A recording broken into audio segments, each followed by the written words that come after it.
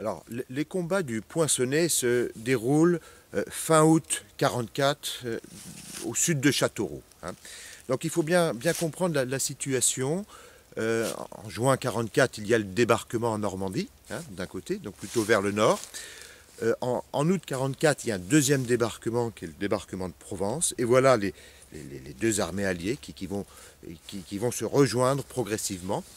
Et une division allemande, la division Elster, à peu près 22 000 hommes, qui était située dans l'ouest de la France, va essayer de se replier le plus rapidement possible vers l'Alsace pour ne pas être prise en tenaille. Et le passage de cette division, ça va être la région de Châteauroux. Et là, il va donc y avoir des accrochages avec les FFI, hein, et aussi avec les gendarmes du colonel Henry.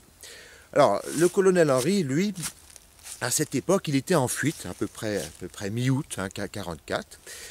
Il va réussir à réintégrer ses brigades, hein, et à reprendre le commandement des gendarmes de l'Indre, hein, sur ordre de l'ordre. Pourquoi? Parce que la situation est anarchique à ce moment-là, hein.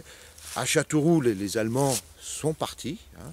Les FTP, c'est-à-dire les francs-tireurs partisans, la résistance communiste, va essayer de prendre un petit peu le pouvoir, ou certains FTP, et profiter de cette anarchie. Le colonel Henry va avoir pas mal de démêlés face au FTP.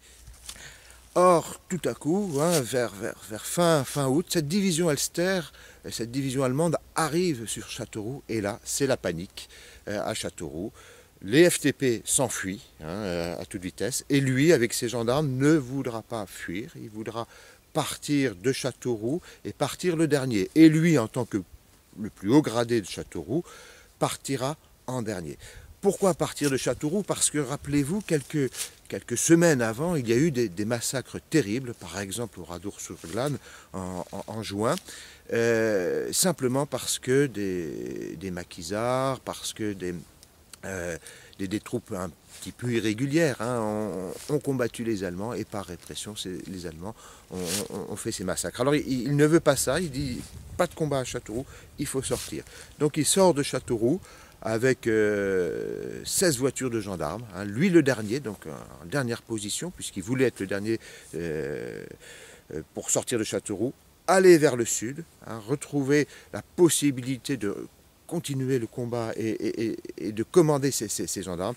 Et donc il va passer en particulier par cette route-là, hein, et c'est là, un tout petit peu plus loin, derrière moi, qu'il va se faire accrocher par des troupes allemandes qui viendront se protéger dans cette forêt parce que depuis quelque temps, il a prévenu toutes ses brigades de lui donner l'information sur ces Allemands afin que lui puisse les transmettre à l'aviation alliée, hein. Donc l'aviation alliée va bombarder cette colonne allemande, hein, qui va essayer de se réfugier ici, aux abris, vous voyez, dans cette forêt.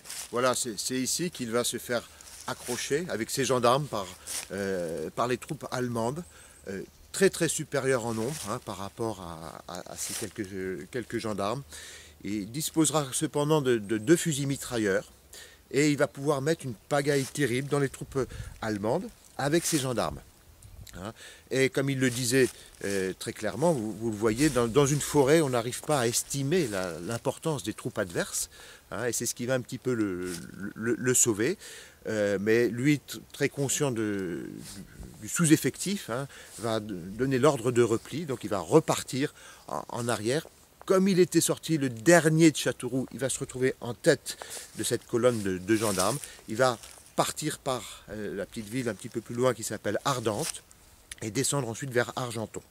À Ardentes, on va lui tirer dessus, hein, il va recevoir dans son véhicule plusieurs balles, mais il s'en sortira allant à toute vitesse dans Ardentes. C'est à ce carrefour qu'il va retrouver le garde forestier, qui va lui donner des informations sur la position des Allemands, hein, des troupes allemandes. Et c'est pour cela qu'il fera en quelque sorte demi-tour, hein. Il venait de la route qui était derrière moi, il va faire demi-tour pour repartir. Et il le connaissait bien parce que quelques années avant, je crois en 42 ou en 43, il lui avait fourni une soixantaine de faux papiers pour tous ces ouvriers forestiers. Ces combats seront assez meurtriers puisqu'ici il va y avoir 4 gendarmes qui vont perdre la vie sous les coups des balles allemandes.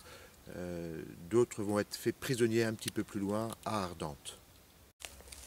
Arrivé à Argenton, il va reprendre contact avec toutes ces brigades de gendarmerie, continuer le renseignement des troupes alliées pour qu'elles puissent bombarder cette colonne allemande.